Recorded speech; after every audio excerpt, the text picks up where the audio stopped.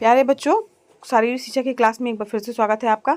यहाँ पर हम बात कर रहे हैं एक नए चैप्टर की, जो है मांसपेशी तंत्र।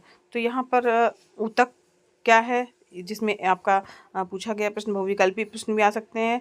और ऐच्छिक पेशी ऊतक, अनैच्छिक पेशी ऊतक हो गया, हृदय पेशी ऊतक हो गया, और इसमें से सभी। तो यहाँ पर ये सभी जो है ऊतक के अंतर्गत आएंगे, इसमें से इसका आंसर होगा सही। इसके बाद कौन सा मांसपेशियों का भाग है, तो यहाँ पर ये भी एक प्रश्न बन रहा है आपका। लघुत्तरी अति लघुत्तरी प्रश्नों की बात करें हम बच्चों, तो हमारे शरीर में मुख्य रूप से मांसपेशियाँ कहाँ स्थित होती हैं, और मांसपेशियाँ जो है वो वास्तव में हृदय, फेफड़े, आमाशय, जिगर, गुर्दे आदि पर जो है वो होती हैं। फिर पेशियों के मुख्य भाग कौन से होते हैं, तो यहाँ पर ऐच्छिक को 3 मुख्य भागों में बांटा गया है।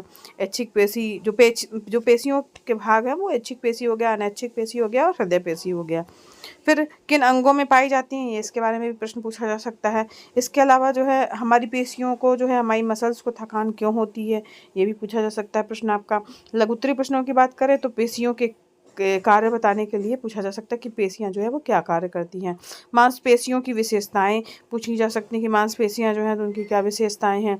अनैच्छिक पेशियों के बारे में समझाने के लिए पूछा जा सकता है, और साथ साथ व्यायाम का स्वास्थ्य पर प्रभाव जो है वो बताने के लिए प्रश्न आ सकता है कि व्यायाम करने से क्या हमारे स्वास्थ्य पर प्रभाव आएगा। दीर्घोत्तरीय प्रश्नों की अगर हम बात करें तो मांसपेशियों का अर्थ, उनके क्या कार्य हैं, उनकी रचना को स्पष्ट करने के लिए प्रश्न आ सकता है। मांसपेशियों के भेद बताने के लिए भी जो है वो प्रश्न पूछा जा सकता है। तो इस प्रकार से आपके पास जो है इस चैप्टर के महत्वपूर्ण प्रश्न हैं।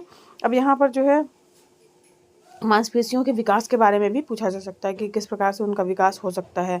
ठीक है, तो यहाँ उचित मात्रा में प्रोटीन देना, व्यायाम एवं स्वच्छ वायु का में सांस लेना हो गया, विश्राम हो गया। तो इस प्रकार से ये इस प्रश्न का उत्तर होगा।